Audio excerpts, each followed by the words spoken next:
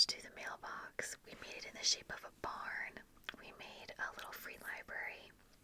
So it's like a little community library for like my neighborhood. And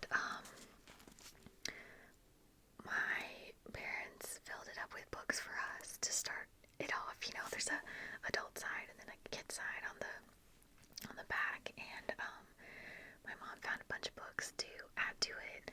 And then the idea is that, if you have a book that you're done reading, you can leave it in there and take another one out.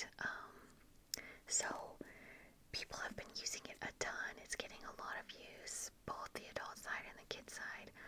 On the kid side, we also put some like crayons and a coloring book that I wrote in the front, like color a page and then return the book, and we'll see how many kids we can get to color a page in there. And everybody seems to be having like a really fun time with it. But long story short, this book came out of that library. It's what I'm reading right now, and it's called The Nanny.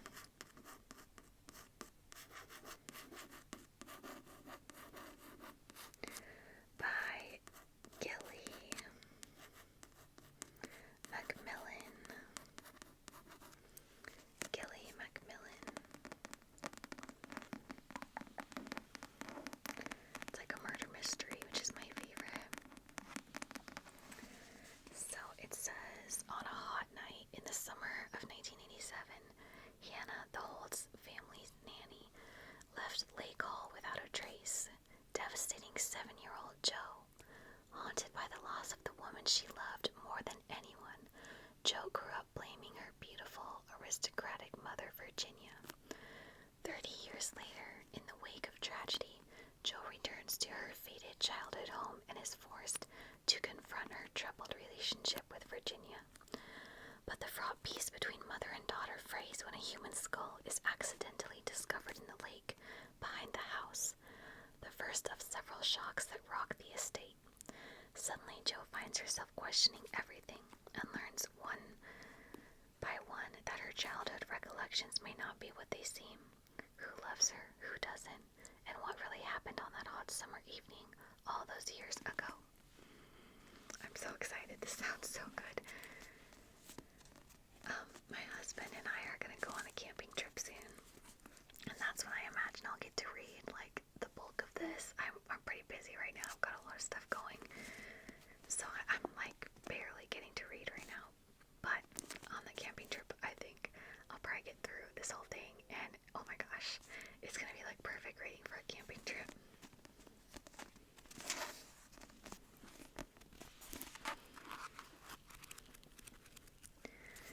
So let's see.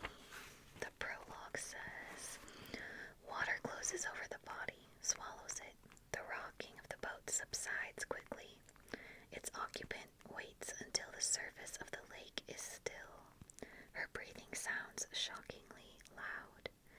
She takes the oars and rows away from the sight with determined strokes. Her arms ache and she thinks, I can't believe I had to do this. I hate to have done this. When she reaches the boathouse, the boat glides in gently. She walks back to the lake in silence, taking care where she steps. She's very tired. The water was extremely cold. It's such a bad end for a person, she thinks, so unfortunate, but so necessary. As she slips into the house, she doesn't notice the breeze moving the tips of the weeping willow branches, encouraging them to dance in the dark on the water's surface. So exciting.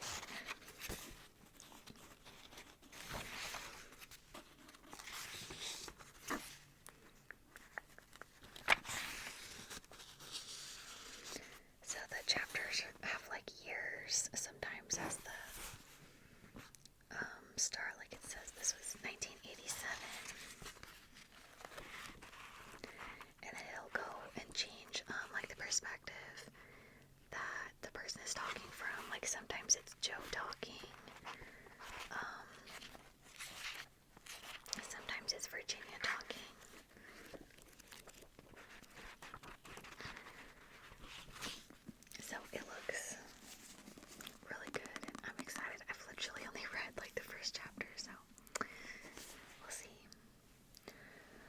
Okay, so next up, so these next two items are gifts that I just found for my parents. The first one is for my dad. I'm probably gonna give it to him maybe for his birthday or maybe for Christmas.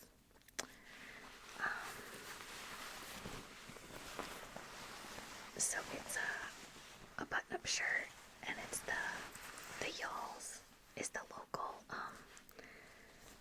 minor league baseball team in this area. We took my parents and my grandma to a Y'alls game when they came to visit just recently, and they really enjoyed it.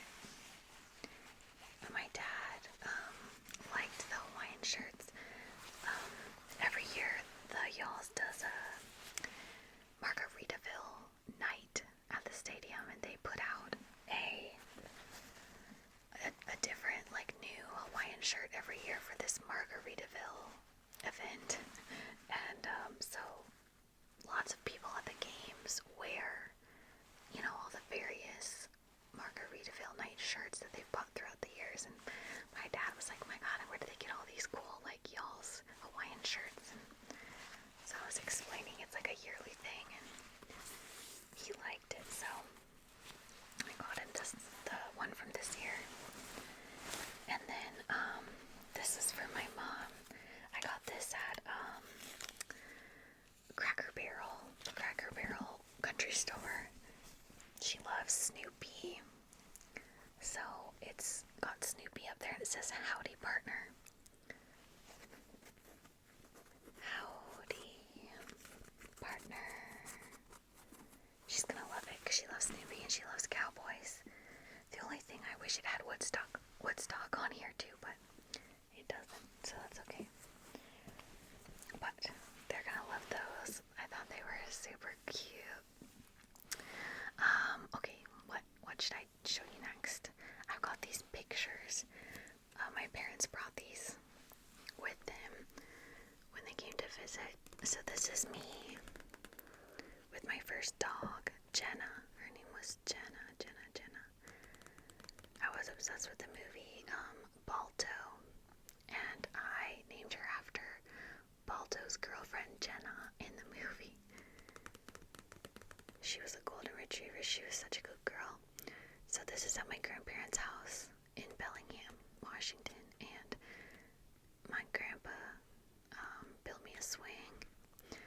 And see this rhododendron here? It was huge. I can't even explain to you how massive that thing was. And you could go inside of it and, like, play inside of the rhododendron bush, fully standing up, like an adult could fully stand up. That's how big it was. It was like the neatest rhododendron, and it bloomed like crazy. It was so pretty. Okay, so here's another. This is Jenna when she was older. She's like maybe 3 or 4 years old there. That was our front yard. And then this is me with her on our kayak. So every year we would go camping at a state park called Perigin Lake. It's in like eastern Washington area, like up near Winthrop, Washington. And I remember this was the first year we had her as a puppy, the first time we took her camping. And she actually got away from us. And it took a couple days to find her. The rangers were looking for her and everything, and I was terrified she'd been eaten by like coyotes or something. And one of the last days before we had to leave, I was like devastated that we weren't gonna find her, and she came trotting back to the campsite like, hey guys, what's up? Like, it was no big deal. And then after that I was like starfished on her. Like, I just would not let her go. I was constantly like holding her like this. So yeah. Okay. And then I have this this picture. This is Archie and Winnie when they were puppies. That's our first house. They're in the bathtub at our first house. And I actually made this frame with my cousins. Our grandparents moved out of their house on the ocean. And this was the last summer that we were there, and we knew they were moving, so we decided to do like a little art project together, and we collected pretty seashells from the beach, and then we glued them onto these frames that we painted. So that is where this frame came from, and I just thought that they were so cute in there in their little bathtub, and my whole bathroom that this picture is in is kind of like Mexico, like beachy themed. So I think it looks really cute in there. And I love all the seashells we found. I love these like purpley iridescent ones. I have a lot of really fun memories on that beach.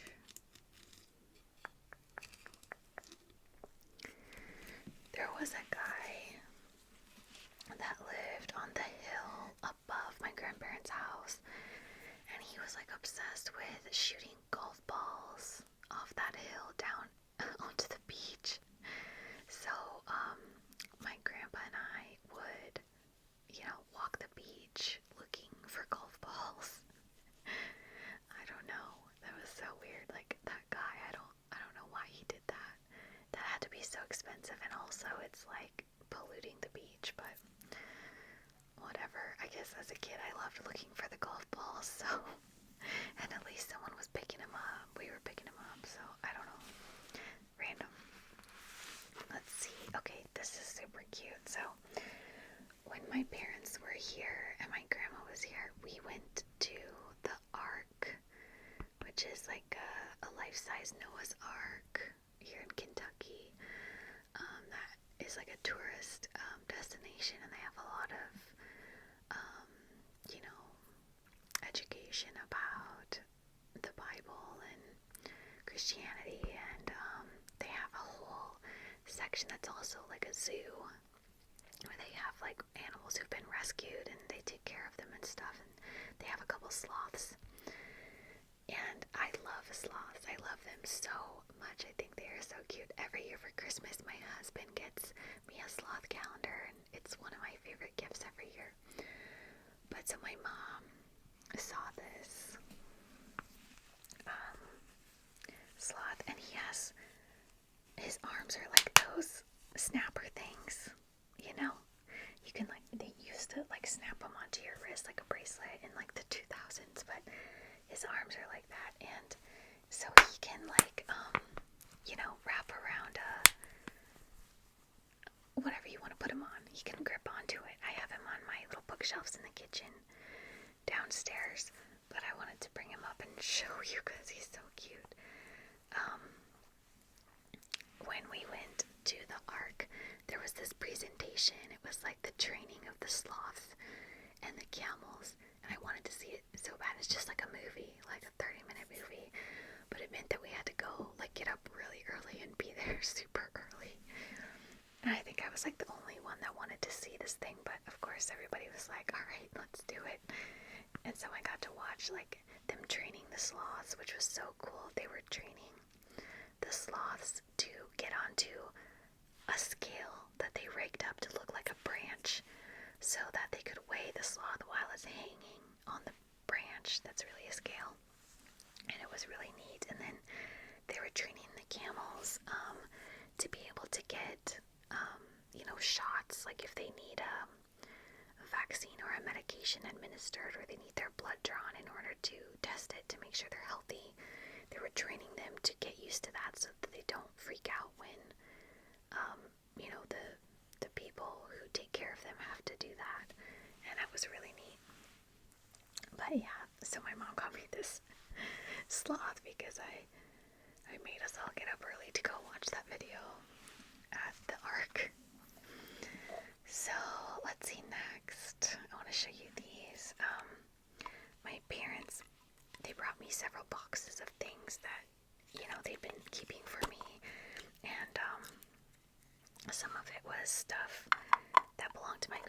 Windsor, my grandmother's sister, and this was one of them, belonged to my grandmother's sister.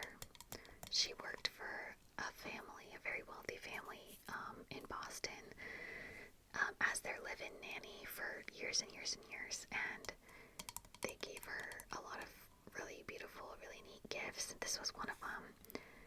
It's just a little wooden box made in Kashmir, India, but I thought it was gorgeous. Like, the painting on here is stunning, so pretty.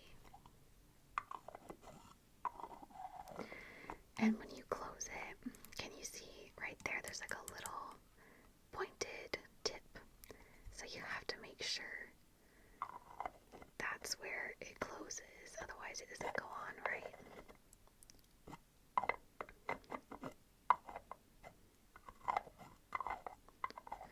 So that's that one, and then there's another one which is gorgeous as well, this green one with these like sort of, I don't know, they sort of look like lilies to me, lily flowers, I'm not sure, and then all these painted on the edges are gorgeous.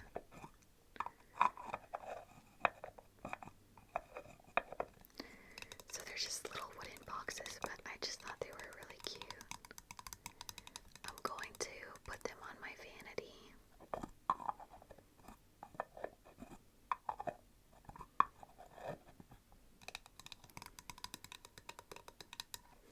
Okay. So, next, I've got this. This was something my husband and I did when we went to Disney World. It was like a scavenger hunt that they were doing throughout the park. And it's like Pirates of the Caribbean themed. So it says, heads, you lose. Heads, you lose. Like, heads you lose, tails you win. So in here it says, October 1st, the treasure of the Pacific is somewhere on this blasted island. I know it. If the legends be true, it's filled with enough of Calypso's power to make me the most powerful captain on the seas. The local savages will do anything I command except to take me to the treasure. Jack Sparrow's new pirate recruits, on the other hand, should lead me right to it. Captain H. Barbossa. Captain H. Barbossa. So, these were all the clues. And there were different like little things all over the park you had to take pictures of. And it would like help you figure out the next clue. But I thought that the map itself was so cool. I decided to bring it home so we could like eventually frame it. So it says, seek the ancient idol. Tap your talisman against the mark of the palm tree. Ye find it on this skull. Search for the sign of the jungle mask. Ye find it carved into a skull. Be touching your talisman to the mark. Find the oracle holding a skull. Take heed, only go here if commanded. Search the shop for a painting of ships. Press your talisman against the blow dart on its forehead. Go inside the shop to find the chest made of bones. Touch the talisman to the lock on the chest. Look through the door into the room beyond. And touch your talisman on the silver coin. So those were like all the clues, and there were more clues at the location, like when you got there. And it was super fun. Disney parks are always doing something like that. Like a scavenger hunt throughout the park. You just have to go to like one of the visitor centers to find out what they're doing. One time we went, they were doing like a a scavenger hunt where you ended up getting gold coins, like when you completed it. They had like Mickey, Minnie, Goofy, and Donald Duck on the coins. And then there was another time they were doing a Ratatouille themed scavenger hunt. And you had to like go into all the restaurants and find something in there. That was really fun. And at the end of that one, you got like a little, a bowl, a really cute bowl with Mickey and Minnie picking apples on it.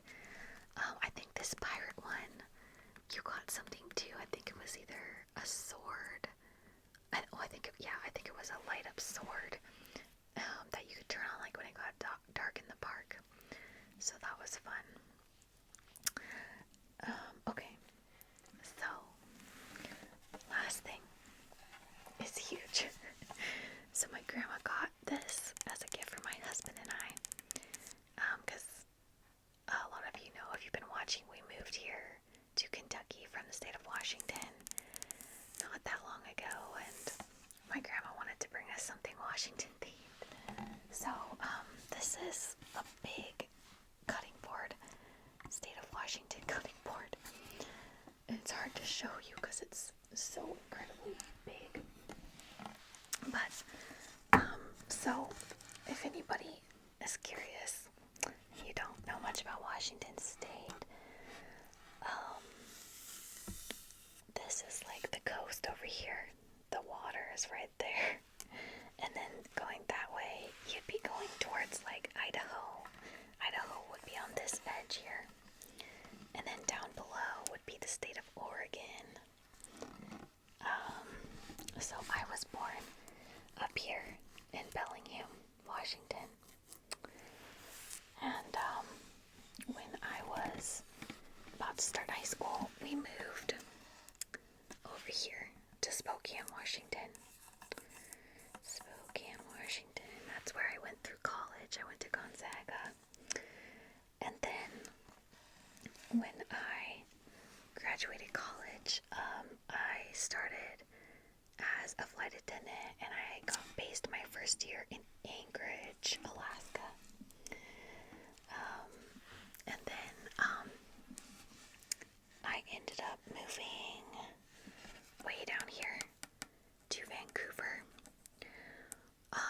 because right across, there's a river right here, and there's a bridge that goes across, and then you're in Oregon, and I was based in Portland as a flight attendant, so I lived on the Washington side because it was a lot cheaper, and you get taxed a lot less, and I would drive over to the Portland side to report to my base. And then when I married my husband, we moved up here to Tacoma, Washington. And then just a couple years ago, we moved to Kentucky. But this up here is Forks. If anyone is a Twilight fan, this is where Twilight takes place. Neah Bay is way up here. That's where there's really popular surfing. It's cold water though. You have to have like wetsuits. That song by the Beach Boys, Surfin' USA, they mention Neah Bay. Let's see, Lake Chelan is right here. This was our favorite place to vacation in Washington. We absolutely loved this area.